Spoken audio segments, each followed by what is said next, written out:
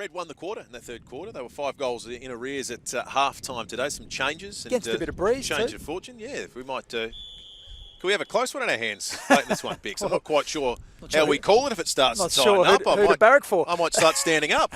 I'm not sure. Again, as we start the final quarter, it's Riley Thilthorpe on the wing nearest to us. Strawn and O'Brien continue their ruck battle. It's gone on all day. It doesn't appear, and it's a personnel thing clearly, but as the day wears on, there's not a lot of midfield rotation. It's Berry, Pedler, O'Connor for the red side. We've seen lots of Keys and Laird and others in there for the blue side. You imagine the fatigue will start to play a real role.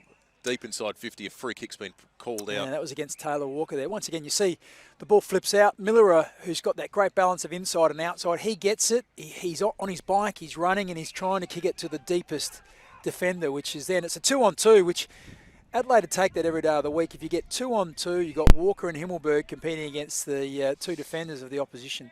It's when Walker's had to compete 1-on-2, 1-on-3 that it all unfolds for you or comes undone for him. So even number contest is what Adelaide would be trying to manufacture. Butts gets it to Thilthorpe here, up on the wing. It was Mackesy who won the free kick a moment ago, the former 6th overall pick. There's that rebound again. Yep, Hamill got it to Kelly, who kicks up towards Fogarty, who attacked the footy hard. Davis won the free kick. Yeah, got stood the right spot. his ground. Everyone did what was required in that particular scenario. Keys with the footy, out to Lynch, who switched sides at half-time on the wing. It kicks up towards, he wanted Frampton, but it was Smith who worked his way back. He finds Newchurch, who's really had some moments in this game. Mentioned Mackesy a moment ago, Bix, he'll want to hope the Reds can come back and win this because hasn't yet seen a win, old Fisher Mackesy. That'll come soon enough, It certainly will. He's a talented young man. No fuss style defender. Yeah, and it was so, he was one of the guys that really didn't benefit from having no Sandful team. Absolutely. Like what we have seen is young key forwards and defenders take a little bit longer, and the State League is a very good league. You've got some very good defenders and forwards that you have to play on, and you can learn your craft. So, playing 13 versus 13 against Port Adelaide and having Port Adelaide and Hawthorn and Adelaide mixing teams up and, playing these sort of hybrid games just didn't allow those younger players to go back and get that vital experience early on in their career. So he was hampered by COVID, as many teams and players were, but he'll benefit if that Sandful competition comes back strong, and he'll spend a little bit of time there, but hopefully spend a fair bit of time in the league team. Mick Henry rewarded there for a really promising series of efforts. And speaking of promising, there is the number 2 overall pick in the AFL draft, Riley Thilthorpe, leading out and taking a mark 20 metres out directly in front. And we hope, Bix, it's the first of many, many times we see that over the course of the next decade. A couple of times today we've seen Adelaide punch that ball in low, and it's just caught the defensive units out. But we'll talk about this after Riley Thilthorpe takes his shot on goal. He comes on his right. He makes no mistake whatsoever and kicks his first goal of the day, leading out as opposed to lining up on the wing on that occasion. Well, once again, though, you mentioned about fatigue and will it play a part? Or what happens as people get tired? There's the old adage that the tall guys don't get any shorter, and that ball came in pretty quick. Yep. Had his hands right up, he took the ball at the highest point, and there's just, it's hard to... When a bloke who's 202 centimetres puts his hands up and takes the ball at its highest point, it's hard for his opposition number to get up there and spoil it. And that's the speed that he has. If you're not in front of him, you're not getting back in front of him. Well, and he's playing on the wing, so he's pushed down there. So his direct opponent looks like Lockie Scholl, who's got about a foot of height advantage on. So the key defenders are worried about their key forwards, and all of a sudden he slips in and takes that mark. So, yeah, look, we've seen some key defenders do that at different times. Matthew Richardson, Nick Revolt have played higher up the ground. Gee, boy, if he gets anywhere near those heights, Adelaide fans will be pretty happy. Went and celebrated strongly with the chest of Riley O'Brien as well. I think he had some choice words for him, effectively. And that is Darcy Fogarty now taking a strong mark. He switched sides at half-time.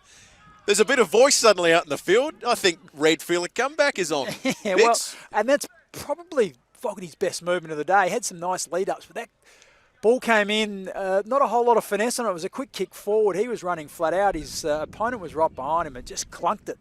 And that's what we've seen from Fogarty. He can clunk the ball running out in the lead, and his kicking is generally a feature. It's the part of his game there are no question marks about, and that is absolutely no exception. They've kicked 2 in quick succession, the Red side. The youthful Crows Red side. with a number of players making a real climb at playing some serious football this year.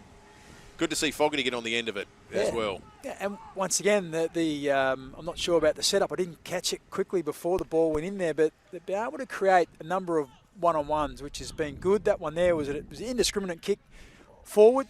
Fogarty playing in front, led his defender to the ball. Young James Borlase, I think, was the player who was opposed to him and just was able to stop it.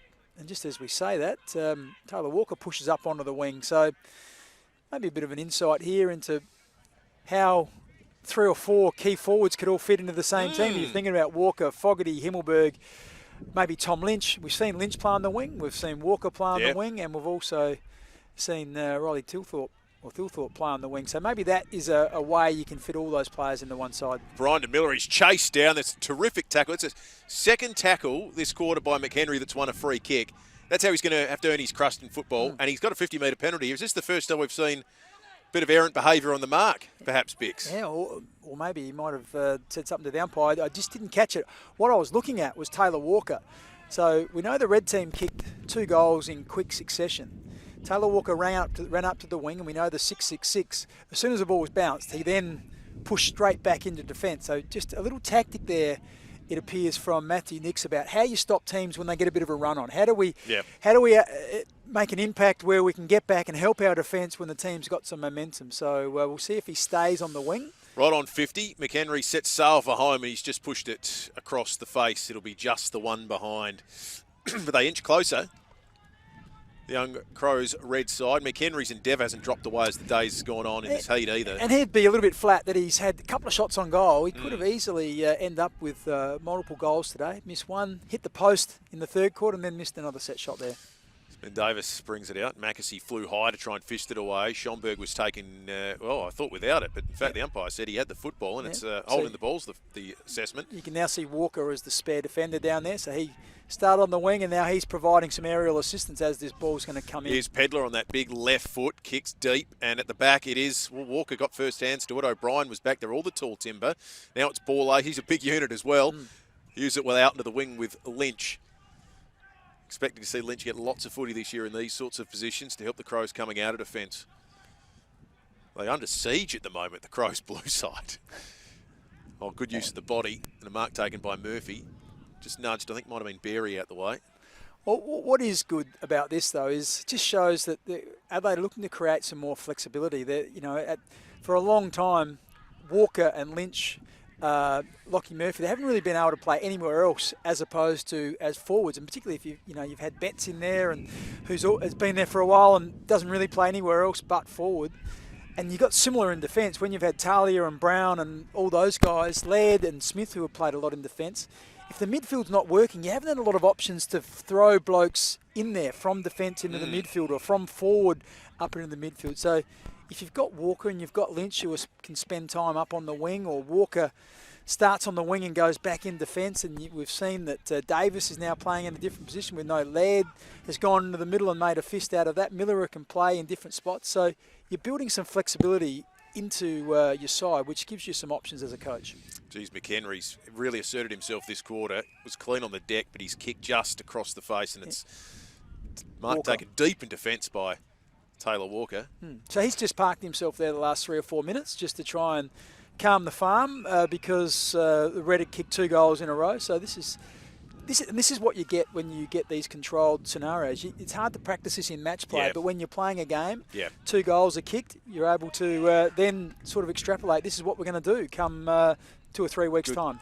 Good mark by Himmelberg, and an excellent kick too. A really challenging one he bit off and got it to Miller, to Sloan. Blue looking to build something here through Scholl. On his right, kicks it inside 50. Lynch has made space. He found that pocket really nicely. I'm not sure that was a perfect kick there from Scholl. He turned onto his right foot. But what happens is when you've got, I just was watching ahead of the ball, you've got 3 on 3 and they're all bolting in different directions. And so when you've got the whole 50-metre area, 3 on 3, all leading to different parts of the ground, even if the kick's not perfect, the forwards are always going to respond quicker because they're watching the kicker, they're watching the ball. The defenders have got to try and watch the ball and watch their forward at the same time. And Lynch, with his experience, picked up the flight quickly and was able to take the mark. Here he is directly in front. He'll kick from just inside 50 on his right. He's pushed it across. Is it coming back with the breeze? No, just not enough. It'll be the one behind for the blue side. Himmelberg, the architect of that foray forward, he goes back and he kicks a really, like I think you called it a challenging one. It was. There was an element of risk to it, but it finds Millerer. Millerer just fends off the man on the mark and gives it to Sloan, and all of a sudden Adelaide are rebounding off half-back. So that ability to go from what is essentially a slow, held-up play into a fast play is something that it appears Matthew Nix is keen to get going. Butts, McPherson and Gallant, but it's ultimately Worrell that wins the football. Hill on his left, drive blue deep inside forward 50. A bit of the Greg Andersons about him with that straight hair. Always looks like he's moving quicker with that hair. Good mark taken by Mackesy as he moved forward. He wasn't paid. Play goes on. The game's really tightened up here. We'll get a bounce down inside 50 for the red side. Yeah, I thought Mackesy did enough to be awarded that as a defensive intercept mark, but the umpire saw it differently. Be replaced by O'Connor. Spent a bit of time in the midfield. Chase Jones about to come off. Started brightly, Jones. Yeah. And had a fair bit of footy in the first half. Haven't quite seen him as much in the second half. He comes off and has a spell. Wayne Miller goes onto the wing now, opposed to Riley Thilthorpe. Free kick called out. Well, shot on goal here from Keys. He's kicked it. Ben Keys. Yeah, so we'll watch Taylor Walker now. Generally, when you put these elements in play where the opposition kick a couple of goals, you're trying to slow them down. Once you kick a goal, you call that off and you say, you know what, we've just got that goal, which is what we were looking for. Yep. We've stopped the momentum. So we'll see now. Yeah, Taylor Walker's gone back into the front half and Wayne Miller is going to be on the wing. So, yeah, that's, once again, a little bit of an insight into some of the things that Adelaide have been working on there, how they stop opposition run-ons, and unfortunately it happened too often last year where teams got control and particularly out of the centre square they were able to move the ball quickly and score heavily against Adelaide. So they've put a bit of time and energy into that by the look of it. It's clear though this year that as a Crows key forward, you can't just be a key forward. You've got to be able to drop back and be able to help out defensively or come up and play on the wing for periods of the game, even if it's not your full-time job. Or a Frampton or a Himmelberg in the ruck. Yep, that's right. You can't just be one shade. O'Brien just takes it out of the ruck this time. Swinging tackle, and we'll get another bounce down in the middle of the ground. Thilthorpe and Miller on the wing on this side. You can see in the front of your picture there. Luke Pedler just adjusts the headband. Oh, One of he and Barry share headband experiences with each other. Schomburg wins it. Football forward. Great little handball to Walker, who unselfishly kicks it towards Rowe, who's fumbled the mark but does well enough to kick his third goal of the day. I suspect there's going to be a lot of sharing of the football between those two guys deep in the forward line, James Rowe and Taylor Walker, the way they like to give off. Yeah, well, Taylor Walker's, I think he's overshared it today. That one there, he's wheeling onto his left foot. And he had to kick an infinitely harder kick with a bit of flight so that Rowe could run onto it, as opposed to just, we know he's immaculate on his left. He could have just wheeled around and kicked the goal, but it says a little bit about him. He's trying to bring players into the game. He saw it earlier. He chipped the ball across when he was 15 or so metres out. And he's probably been Adelaide's most dangerous forward if you compare all the players who have played forward and what he's done. He's been impressive today. So that's a good sign for Adelaide. Looks fit and looks in good fettle. Really exciting to watch this year.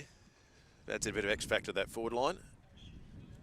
Good work by Schomburg. Haven't seen a lot of him, but that last stoppage, we mentioned earlier in the call that he does get the ball on the move and on the run. And when you do that, you've got that art. If it comes off, you spit out of the congestion, and all of a sudden it really opens up in front of you. First recalled bounce of the day. Maybe the heat getting the umpires as well. It is a warm one. It's expected a top of somewhere in the order of 30 degrees today. It was revised upwards. Cool change wasn't that cool. Laird wins the football, kicks it inside 50. Rowe wanted to get on for it. Mackesy did some nice work. Brodie Smith has it from Hamill. They go out into the wing. Opportunity to get bodies ahead. Thilthorpe makes a short lead. He's got Scholl on him. He's calling for the footy, knowing full well that he is the option, irrespective of whether there's a man on his six or not, and he does take the mark here. But again, it was his athleticism that got him an uncontested mark, where you could probably kick it to him in a contested scenario there.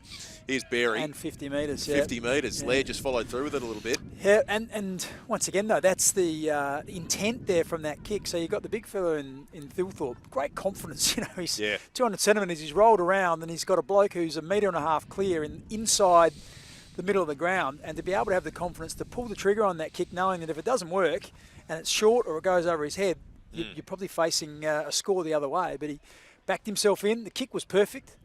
Barry lining up for his mistake from the defender, and all of a sudden you got a shot on goal. Second of the day if he kicks this, and he has kicked truly. He is staking a claim for round one. Yep, no doubt. Sam Berry out of Victoria. His parents will be watching this. The AFC.com.au live stream, as will other parents and others that weren't able to make it across today. And we welcome them all to Footy Park for this afternoon. And he's shown some really impressive flashes. Well, if he just rocked up today and you looked at him, he hasn't looked out of place at all. He's been composed when he's needed to be. He's finished really well. His other goal that he kicked earlier was right on 50 against a slight breeze and hit it beautifully. That one there was just nonchalantly slotted through, and he spent most of the day in the midfield against Keys, who we know is top 5 in the best and fairest last year. Sloane's in there, Laird's in there, so he's come up against some quality opposition midfielders and has not looked out of place at all, and we've seen Luke Pedler do the same, and amongst others. So this is great signs for Adelaide. Those youngsters, they've shown that they are going to be really good players. Strawn and Himmelberg in the ruck now. I think it's probably the first break Riley O'Brien's had all day. Hately wins the clearance, kicks it up in the Newchurch direction. He's second to the football, paddles it to his own advantage. Can he win an out of bounds? No, he can't. Was picked up really cleanly, and a tackle applied by Seedsman was deemed a little bit high. Put the sleeper on him. Ace Taylor won the footy. He's run himself in a little bit of trouble, but he's got some support here through Walton, whose kick is out in the full.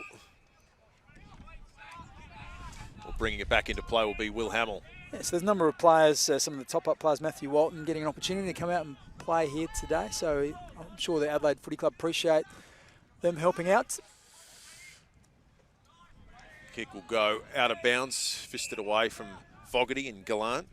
Walton from Flagstaff Hill. Yeah, Matt Merritt was up there as well, I think. Matt Merritt.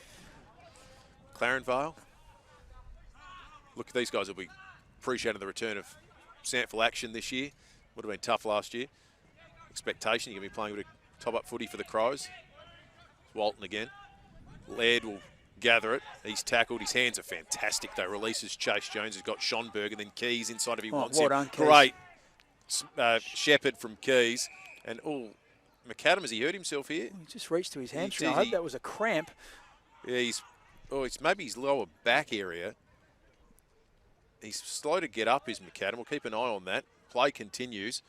Dangerous spot here for Blue. Big fly. Went back. O'Brien's got it. He'll have a little full snapshot on goal, and he's managed to sneak it through hands. There's an appeal that it was touched. Jake Kelly says touched. I'm not sure we've got the capacity for an official review here, Vix. Well, happy to run it right I think it's you and I, isn't it? Well, look, huge integrity, Jake Kelly. If he said he touched it, I'm happy to go with him. I'm guessing he's not really, not much to, try and pull one over the wall. He's limping a little bit, McAdam, as I'm just looking as he comes off. He looks a little bit ginger. Yeah, I think that's the back hamstring sort of area. The option, just get him straight off, I would have thought, as they've done. It looked as it was the action in terms of getting down to take the mark, which unfortunately means it could be muscular. He's it didn't on appear his haunches at the moment. It didn't appear as if the player went into the back of him and sort of like a contusion, like a hit. The way he sort of stretched. Yeah, so that's not ideal as he just heads off to down the race with the Medico. So we'll keep an eye on that. Been impressive today too. He's done some really great things. Some of the more spectacular things, both offensively and defensively. But nice finish anyway by Riley O'Brien. Going forward, being able to impact on the scoreboard. He'd be happy with that. Was underneath it. Billy Frampton looking to kick his 4th goal of the day. Like that, Big Bill. Comes to Millerer. The Crows blue side looking to get out of defence. Taylor wrapped up by Newchurch. Peel for holding the ball. We'll get a bounce down just inside the boundary. Red end of the ground. Their charge has been stifled somewhat. They were coming hard at the start of the 4th quarter. Some of the older heads have stood up for the Crows blue side. O'Brien and Strawn might just go out of bounds. We'll get a throw in here. Just looking, McAdam is in the hands of the trainers, though, getting a little bit of treatment. The only other injury concern is a minor one. David McKay, for precautionary reasons, took a head knock. Just held him out for the rest of the game. I guess you get to this point in time, certainly for one of the experienced players, Bix, and you're just trying to get through. It's a hot day here. It probably wouldn't have been ideal for him, would it? No. Crow's most experienced player. You're thinking, I'll get through here, get some nice touch, and then early on, cop one on the scone. O'Connor wins it to Pedledge, plays with such power, burst away. There was a big fly there, and We'll see what the umpire calls out here. It says holding the ball. That was Murray, the flyer. So Murray's an invited Murray, the Williamstown VFL player. And, so another 50-metre penalty. Yeah, and being touted as a huge chance of coming onto Adelaide's list and playing that key defensive role, 194 centimetres, and been really impressive from all reports. Worrell awarded the free kick. You could hear him yell out in anguish as he kicked it. He wasn't happy with his execution. Holding the ball. McHenry's third free for holding the ball that he's won in this fourth quarter. I don't think anyone knocks his intent and the way he gets after the opposition. His kick there was looking for Strawn, went through his hands. O'Brien gets it. Strawn's opposite number. Sloan squeezed that little kick to Miller, and Lynch now on the wing. Walker's on the move. Opportunities are plenty. Walker's got space on Mackesy. That's where the kick goes. Finds it. It's a terrific kick from Lynch. Walker wheel away. Given one off to James Rowe already in this quarter. What will he do on this occasion? Yeah, I reckon if there was anyone that looked likely to pass it to, he would, but in the end he might settle down and put it to a dangerous spot. That's what he does. About 25 metres from the blue goal. Went in the O'Brien direction. Jones crumbs it on his right. Kicks a goal. Chase Jones. We said he started brightly. Drifted away a little bit in the middle of the game, but if he can do that once a game and add goal kicking. We saw him play a game, Bix, I recall, at Marvel Stadium in... Not Marvel Stadium, sorry, Mars Stadium. In Ballarat. In Ballarat against the Western Bulldogs in an otherwise uncompetitive game for the Crows. He looked fantastic. Well, look at that. I think that's what people have to remember. Last year he was cast in a different role, went and played and spent some time in the midfield, which Adelaide just really quite struggled in the midfield, and he just didn't look comfortable, and I think that might have affected his confidence. But if you do go back and watch that game, took a couple of contested marks in the forward line, kicked 3 goals, did some really nice stuff. And I think it shows why, on the back of that, why he was taken as a top 10 player in the AFL draft. So I'm expecting that, once again, maybe a shortening of the sort of, or a clarification of the role he'll play. Looks like he's going to be settled down and play on the wing predominantly, maybe a little bit of half forward, and not sort of so much chopping and changing through the middle, half forward, half back, like he did last year. And hopefully that provides him with a bit more confidence and sense of belief to be able to go out and have a really good year. Hamill attacks the footy. Hoping to see a bit more of him over the course of the year. Schomburg was really clean. He looks good when he does that, Schomburg. He's got that burst and good use of the body by a veteran, Luke Brown. Oh, no, it's Jake Kelly, sorry. Jake Kelly took it. Get late in the day, uses it out on the left. Scholl chops it off. Sort of flow to the players. It's dropped away, albeit Scholl's skills on either foot. They just don't. Scintillating pass. You never tire of seeing that. It's just spectacular to watch. Yeah, just being that ability to be able to turn either side and then be able to deliver it with the penetration that the kick had. If you're a defender, even if you're a metre behind Walker, he's on a lead. He has to run flat out and then slide to take it low down. There's no stopping that. And it's just, once again, it's the intent to move it quickly before you get players back who fill in those holes to be able to stop those leads. Walker will kick from probably 52 metres out. Geez, he's cleared it at goalpost height, but pushed it across the face. There was a decent length on the kick, but didn't get there. Just looking at McAdam, Bix, he's just in front of us, probably 10 metres from where we're sitting at the moment. Yeah, he's just sort of rubbing that sort of right buttock, so it looks like it might be a corky, the way he was sort of rubbing it as if I got a bit of a dead leg or a dead backside and I'm just trying to rub it out, so that's a really good sign. Last thing we want is a high hamstring for Shane McAdam, so the fact that he's standing out watching the rest of the game would suggest it's a good thing for him. Good mark taken by Jack Lewis there on his left. Kicks it forward, red numbers. Pedler goes in. I just like the way he attacks the footy every time, Pedler. Keys gets it though with a flying shot and goal. Always looks like he's going at pace. Yeah. Some guys look like they slow up when they get to the footy. He looks like he hits it. He's busy, isn't he? Yeah. He's always busy and gets it after the opposition. Got great enthusiasm. He's always tackling or running to create. Kelly to Seedsman on his right, driving foot. Ball ace underneath this one. He's outmarked on this occasion by Fogarty, who read it best. Hasn't had a big day, Darcy Fogarty. Switch sides at half-time. Will draw ball ace now and use Seedsman, who he tries to dummy around his man unsuccessfully, but opens up a bit of space for Fogarty, who on his right just takes on a kick that few could, but he's just kept it to the near side. It'll be one behind. Actually hit the kick pretty well. Yeah, it looked good off the boot. On a normal day, if there was no breeze, I think it would have been very close, but just probably 15 or 20 metres into the kick, the breeze, which is favouring that end, just took hold of it and pushed it out to the right. So he shook his head because he knew he hit it where he wanted to hit it, just didn't take into consideration the wind.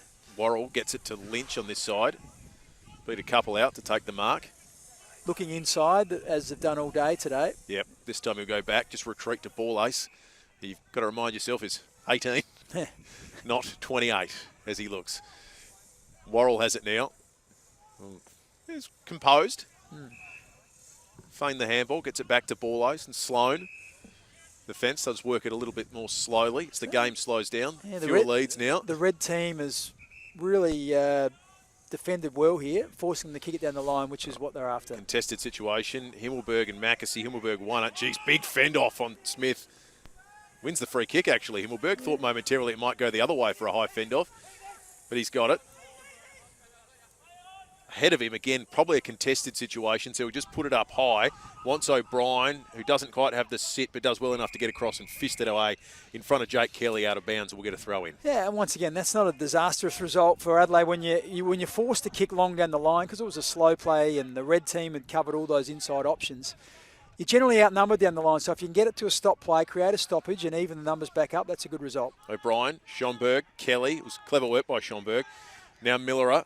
He's got men on. There's a bit of an overlap situation, and Laird will get it to Lynch, who's just been racking up touches late in this game. And he uses it magnificently too. Kicks it inboard. And Chase Jones with an opportunity to kick his second of the last quarter. And that's what you expect from Chase Jones. You expect him to be able to work deep into defence and then outrun his player back the other way and get into really dangerous positions. But the architect of that was Harry Schomburg. We talked about the benefit of getting a stop play, you get even numbers. Schomburg, through the contest, on the move, which we've mentioned a couple of times today. When you're on the move, you actually attract attention. So players come at you, you can lay it off to your teammates, and all of a sudden, you've got a player with a bit of time and space to use the ball. Jones on his right. The goal umpire moves across, but is satisfied. It's a goal. Chase Jones' second goal of the final quarter. Blue kicking away. We're seeing some of the mature bodies to start to stand up as this one has worn on.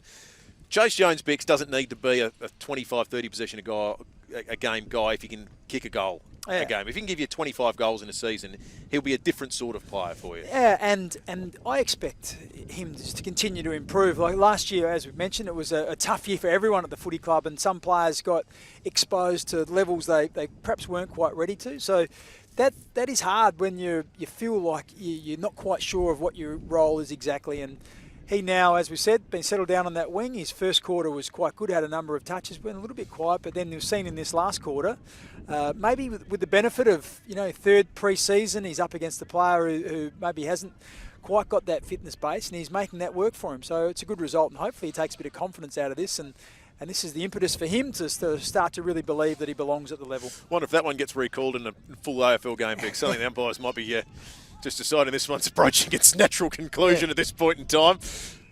Tackle applied. What have we got here? Oh, there's a bit of biffo. Yeah, Jake Kelly, Wayne Miller. Brodie Smith goes in to separate them. Berry too. Not sure what the incident was that led to the conflict, Bix. I think Jake Kelly just a competitive animal and just saying, not happy. Yeah, I'm not going to take it. I don't care if you're a teammate or not. Laird wins it. Kicks inside 50. Fished away by Butts. Smith has it now. Was peacemaker a moment ago. Now drives it up the wing. Borlay's botting with Fogarty. Held up really well there, actually. Opportunity now for Murray. Laird just fumbled it. Berry was on him. Loves laying tackles, does Berry. And that'll be the final action of the day. It's Blue that runs out the winner in a very entertaining contest here at Footy Park, Bix. Yeah, we got to see everyone who you'd want to see something from today. It feels like we got to see a little flash from, and some much more. Yeah, and that's exactly what you come for. Do you expect some young players to have 30 touches and really light the place up? No, what you're seeing is you're going to see glimpses of stuff.